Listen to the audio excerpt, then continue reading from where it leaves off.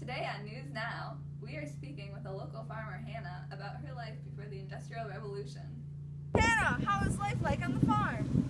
I work very long hours trying to keep up with the crop production. I have to use the power of animals to plow the fields and pull wagons full of produce. Also, I have a small private farm that provides all of my needs, so I don't have to travel beyond my village. Where do you get your clothing if you rarely travel from your farm? My family and I make our own clothing by hand without the use of machinery. It is a long process, therefore we don't make new clothes often. Well, then how do you make your money? I sell crops I grow on my farm, and I sell the milk from my cow to fellow villagers. Thank you, Hannah, for your time. Now back to Carolyn to explain to us more about the Industrial Revolution. The cotton gin was invented by Eli Whitney, a machine that took seeds out of the cotton faster than ever before. Another important invention was the flying shuttle invented by John Kay that increased the yarn production of a weaver. A third invention that has largely been making an impact on industry is the spinning jenny, a machine that's allowed a spinner to work 8 threads at a time. Well, Hannah, since the Industrial Revolution is happening quickly in Great Britain, what does this mean for you farmers? This means that I can sell my land to be a tenant farmer or move to the city to find a new job. What work would be there for you in the city? Because of the industry boom, factories are springing up, so there is a lot of work to be found in factories in the city. The most common factory would be a textile factory where I could work operating a spinning jenny. Thank you, Hannah. Thank you, Hannah and Adriana, for giving us insight on what life is like for farmers. This will all be changing soon as more and more people are moving to the city to pursue their dreams. Today we are meeting again with Hannah as she shares about her new life. What is life like in the city? It is much different than I expected it to be. I no longer live in my own house, but I share a tenant with 30 different families. There is a strong putrid smell of excrement wafting throughout the streets that never goes away. That must be awful. I couldn't imagine waking up each day to that aroma. Have you found a job yet? How much free time do you have? It is indeed. Every morning I wake up in my dark, damp tenant wishing I had running water and electricity, but no, there is none.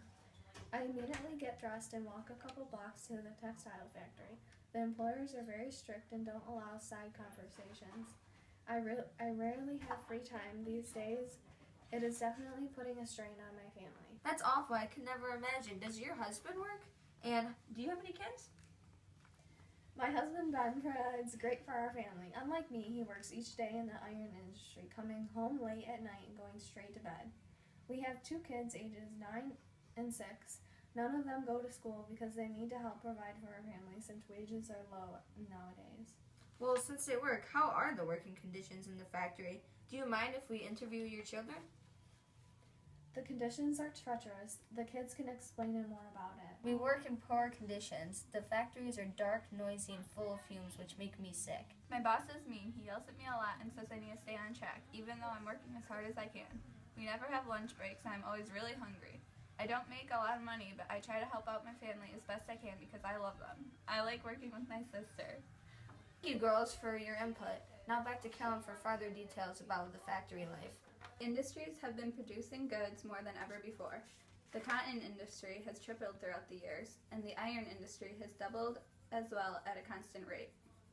Demands for goods have been increasing, causing the goods to sell at lower costs. The reason this has all been happening is because of the coal and iron resources that have provided the fuel needed behind all of these machines.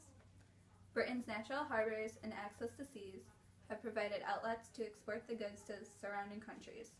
One more aspect of this revolution is that society is changing as a whole, so not only is life changing for Hannah, but for everyone else as well. Since the last time I spoke with Hannah and her family, which was a year ago, a lot has changed, including the development of labor unions. We are now going to talk with her children, Gertrude and Jane, about their life and what it's like for them now. Do you guys still work in the factories? No, we do not. Mother says laws have been put in place to protect us from getting hurt in the factories. Only kids who are older than 9 can work, but they still have to go to school. I get to go to school now and learn with all the other kids. I made a lot of new friends, and we play ball together after school. When I turn 9, Mother says I'm going to have to work in the factory after school, but I will have minimum wage because I only used to get paid a penny a day. I am so happy that these workers came together to give us these rights. Mother and father are even getting paid better too. They don't have to work as much either, so they are home with us longer and make good dinners. Our home life has improved because sewer systems have been put in place. I think living in the city is a lot of fun, but I do miss our farm sometimes. Me too, Gertrude. And my cow. Sophia. I'm so happy that my family and I are being able to spend more time together and are able to actually enjoy life, but my heart still wants farm life back. Thank you again for taking your time and talking to me. I'm happy that the labor unions came through for your family. I wish you guys the best in life. Thanks. This is Adriana Marino signing out. Back to Carolyn in the studio to wrap everything up that we have learned about. Back to you, Carolyn.